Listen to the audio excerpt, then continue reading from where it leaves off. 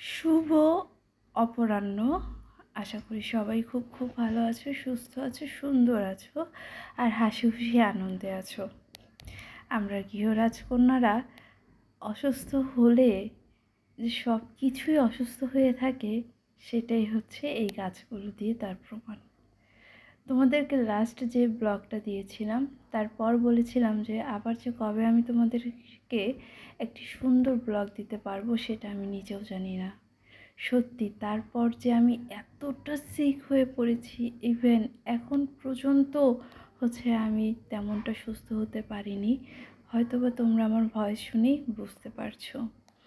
এবং মাঝখান দিয়ে আমি তোমাদেরকে একটা পোস্টও করেছিলাম যে সুস্থতাটা সৃষ্টিকর্তার অশেষ অশেষ একটা রহমত, এবং যারা অসুস্থ তারাই শুধু বুঝে যে এই সুস্থতা মূল্যটা ঠিক কতটুকু। গাছগুলোর অবস্থা দেখতেই পাচ্ছ কি অবস্থা। ওদেরকে দেখলে আমার আরও মায়া লাগছে যে এক একটা করে জীবন আমি শেষ করে দিলাম। ওদেরকে একটু ভালো যত্ন, ওদেরকে একটু টেক কেয়ার কিছুই নেই আমার কাজ। যা ছিল সেই গাছগুলোর কোনো কিচ্ছু নেই, বিশ্বাস করো। আর এই যে টোনা ছিল, ও বেশ কয়টা টব আমার ভেঙে ফেলেছে। তারপরও আমি চেষ্টা করেছি সংরক্ষণ করার ভালো মতো, কিন্তু আমি নিজেই বেড থেকে উঠতে পারছিলাম না। আমি ওদের কী কেয়ার করব। এই যে টোনা, ওদের একটা কার্টুন মানে শোয়ার একটা ব্যবস্থা করে দেওয়া দরকার, কারণ এখন এমনিতে হচ্ছে কাপড় বিছিয়ে দিলে ও শুচ্ছে না। ওই জায়গাটা একটু রোদ আসে বলেই, আর ওখানে একটা কাপড় কারা যেন উপর থেকে ফেলেছে, তাই ওখানে বসে আছে। তো চলো বন্ধুরা, আজকে তোমাদের সাথে একটু আলোচনা করি যে আমরা যারা গৃহরাজকন্যারা আছি তারা শুধু কাজ করে না, জানো তো, তারা পুরো ঘরটাকে চালনা করে ভালোবাসা দিয়ে, নিয়ম দিয়ে, দায়িত্ব দিয়ে। আমরা যারা দীর্ঘদিন অসুস্থ হয়ে বিছানায় থাকি তারাই বুঝি যে কী হারিয়েছি। তো আমার ঘরটাকে একটু চেঞ্জ করেছি, টেবিলটাকে এই সাইড থেকে এই সাইড এনেছি, আলমারিটাকে ওয়ারড্রোবের জায়গায় ওয়ারড্রোবের জায়গাটাতে, আর আলমারি জায়গাটাতে ওয়ারড্রোব দিয়েছি। তো এতে আমার একটু ভালো লাগছিল। আর এই যে টেবিলটাকেও একটু আলাদাভাবে সেটিং করেছি। তো শাওয়ার নিয়ে এখন হচ্ছে একটু পেঁপে খাবো, কারণ যেহেতু আমি বর্তমানে ডেঙ্গুর পেশেন্ট, তো আমার জন্য পেঁপে তো মাস্ট। তাই ভাবছিলাম যে কতটুকু খাবো বা কতটা খেতে পারবো। তো এই যে আমরা মানে সব কাজগুলোই হচ্ছে, কিন্তু এই যে নিজের হাতে, আমরা যারা নিজের হাতে কাজ করি, তো এমনটা কেন হয় যে আমাদের মনটা কেন অশান্তি লাগে যখন আমরা অসুস্থ হচ্ছি।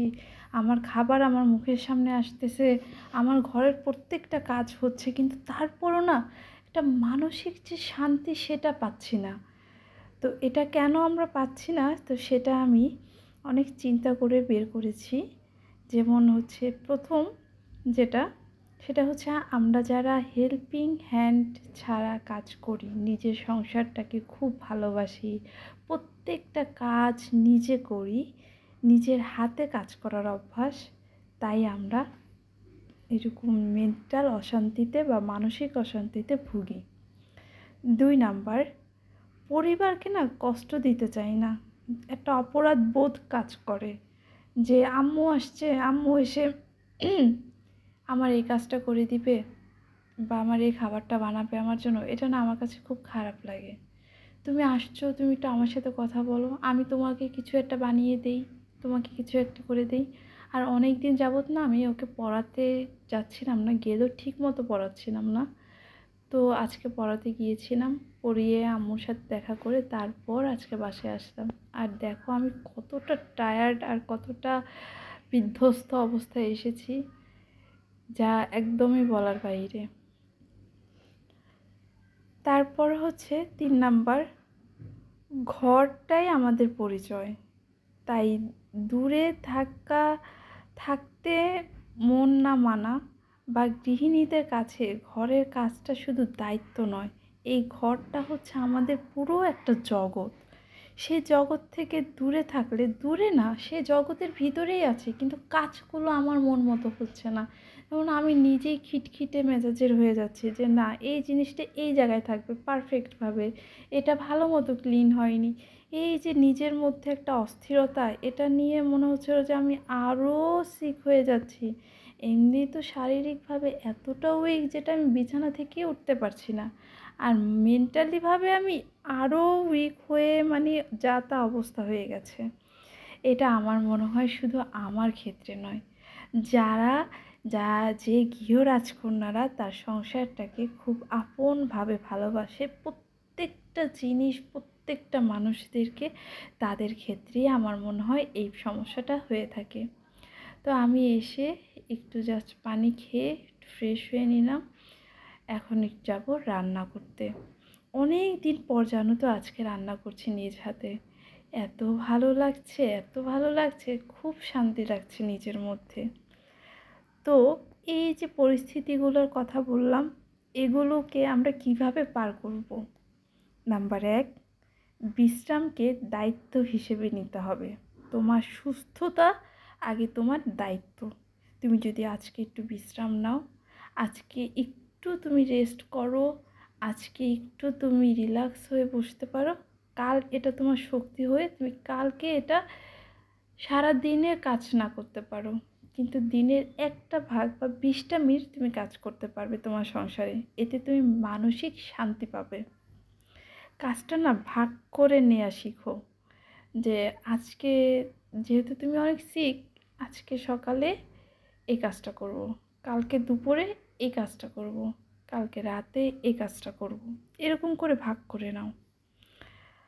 আর হচ্ছে আর এই ভাগটাও করতে পারো যে তোমার হাজবেন্ড বা তোমার ঘরে অন্যান্য যে মানুষরা থাকবে, তুমি এই কাজটা করো, তুমি আমাকে কাটাকুটি সব মশলা টশলা রেডি করে দাও, আমি রান্নাটা করি, কারণ এটা আমার না খুব ভালো লাগবে বা খুব শান্তি লাগবে, এভাবে বলতে পারো। ধীরে ধীরে হালকা হালকা কাজ দিয়ে শুরু করতে পারো। ধর তুমি যে বেডটাতে শোও সেই বেডটা তুমি ক্লিন করো, তুমি যে প্লেটটাতে খাচ্ছ সেই প্লেটটা তুমি ক্লিন করে ধুয়ে সুন্দর করে রাখতে পারো। আর সবার লাস্টের টিপস, এটা না বললেই নয়, নিজেকে ভালোবাসো, নিজেকে স্নেহ করো, মমতা দাও, সম্মান দাও। কারণ তুমি ভালো থাকলেই তো তুমি বুঝতে পারছো তোমার সংসারটা ভালো থাকবে, তোমার সংসারের মানুষগুলো ভালো থাকবে, তারাও কিন্তু তোমার জন্য খুব টেনশন করে। তো বন্ধুরা, আজকের এই যে টিপসগুলো একটা অসুস্থ গৃহরাজকন্যার মনের আবেগ, মনের আক্ষেপ, মনের কষ্টটাই আমি তোমাদেরকে তুলে ধরলাম। এবং আমার মতো মনে হয় আমার মাও মনে হয় এরকমটা, যে সে তার নিজের সংসারের কাজটা নিজে না করতে পারলে হয়তো বা তার কাছে বেটার মনে হয় না। কারণ অন্যজন যতই করুক না কেন, তার যে এত বয়স হয়েছে তাও সে কোনো হেল্পিং হ্যান্ড রাখে না। ইভেন আমিও যদি মাঝে মাঝে গিয়ে করি তখন সে আমারও ভুল হয় যে এটা এভাবে না এভাবে করো, মানে তার মন মতো হওয়াটা সেটা খুবই ডিফিকাল্ট। এটা আসলেই কখনো হয় না যারা নিজ হাতে নিজের প্রত্যেকটা সংসারের প্রত্যেকটা কাজ করে। তাই বলবো যে নিজেকে ভালোবাসো, নিজেকে সময় দাও, বিশ্রাম নাও, নিজেকে নিজে সুস্থ করে তোলো খুব দ্রুত, তাহলেই তো তোমার সংসারটা আবার সুন্দরভাবে হেসে খেলে উঠবে। তোমাদের একবার বলেছিলাম যে তারের ছোবা দিয়ে বা তারের মাজনি দিয়ে কখনোই ফ্রাই প্যানটা ওয়াশ করবে না। তাহলে এখন আমি কেন করছি? আমার এই ফ্রাই প্যানটা না একদম নষ্ট হয়ে গিয়েছে, যার কারণে এই তারের মাজনিটা দিয়ে যদি আমি না মাজি তাহলে কেমন একটা প্লাস্টিকের মতো একটা ইয়েটা উঠে, সেটা না আমার খুব খুঁতখুঁতে মনে হয়। তাই এটা দিয়ে সব সময় আমি খুব সুন্দর করে মেজে রেখে দিই। যাদের ফ্রাই প্যানগুলো এভাবে নষ্ট হয়ে যাবে, তারা যদি এটা রিইউজ করতে চাও তাহলে অবশ্যই খুব ভালোভাবে মেজে ঘষে তারপর। আর রাতে রান্নাবান্না শেষ করার পর আমার রান্নাঘরটা এরকম সুন্দর করে ডিপ ক্লিনিং করে রাখি। এতে আমার সকালবেলা অনেকটাই ফ্রেশ মনে হয়। আর যদিও এখন আমি সবসময় রান্না করতে পারছি না, কারণ একবেলা আমি রান্না করলে 2 বেলাই আমার হাজব্যান্ড রান্না করে, ওর জন্য সকালে রান্নাটা করতে অনেকটাই সুবিধা হয়, কারণ ও ছেলে মানুষ কতটুকুই বা কী পারবে বলো। আর ও এতদিন খুব রান্নাবান্না কাজ বাজ করেছে, তাই একটু আমার রান্নাঘরের অবস্থাটা অন্যরকম হয়ে আছে। তোমরা কেউ কিচ্ছুটি মনে করো না, কারণ বুঝোই তো ছেলে মানুষ।